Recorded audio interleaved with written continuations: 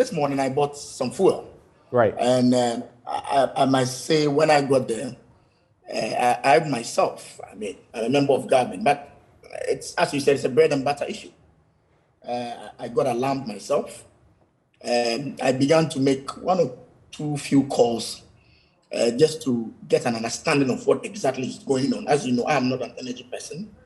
I'm sure Mr. Bauer will educate us a lot this morning, but I got a little bit worried.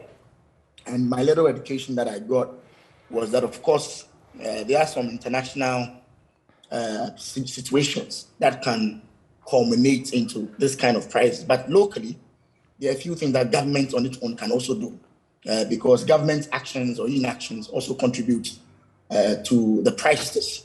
And I believe that at this moment, government has to take a critical look of the factors that they have control over, i.e. taxes on fuel, and then especially with our interest rates, exchange rates situations, because my understanding is that it plays a key role it plays a key role in the final outcome in terms of prices at the pump. Now, a little discussion with some few friends gave a hint that the BDCs apply dollar rates of 7 cedis when they are doing their calculations. Right.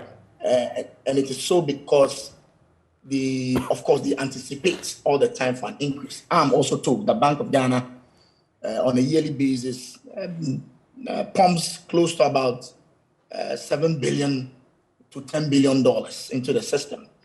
And Bank of Ghana rate is normally hovering around 6.3, 6.5. I think the government has to take a conscious decision to discuss with Bank of Ghana to, as it were, give at least 4 billion of that kind of money to the BDCs, so they know that they are sure that they will be buying their dollar at this particular rate. I think I think this is going to help reduce the prices because it feeds into the calculations. And as I said, Mr. Bauer is around; he'll be giving us more information. Internationally, also, we hear Russia and Ukraine are having a tussle with NATO. Of course, as you know, Russia is the biggest supplier of gas to Europe. And so whenever there's an issue of this nature, it is clear that most countries now will be moving from the gas to fuel. And that has its own repercussions on the prices on the world market. And as I said, those ones is difficult to control. I believe government has to take a second look at where we have maximum control, i.e. Taxes and exchange rates, to ensure that going forward we bring a reduction. Because as it is now, if you are not careful, we might hit the 8 cities.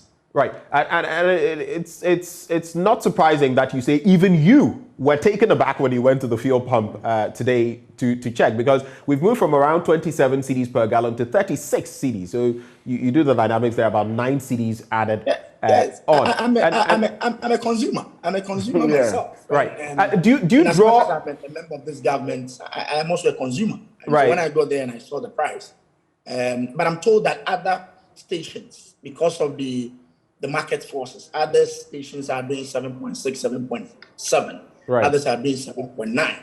My only advice at this particular moment is to appeal to Ghanaians to weigh the options as of now, whilst government is looking at the ones that they have control, to weigh the options to reduce their cost. Okay, I'm just curious. As a member of parliament, do you draw on state fuel, so to speak, sometimes? Or do you always have to buy out of pocket? Out of pocket. I buy out of pocket, just like my brother Bawa. Yeah. They all buy Out of pocket. Yes. Right. So I feel it. I feel it just as you feel it yourself. I mean, we are not giving any special preferences. Right. As members of parliament, we buy just as colleagues and brothers also buy from the pump. That is why this morning when I got there, I had to buy it. It hit you.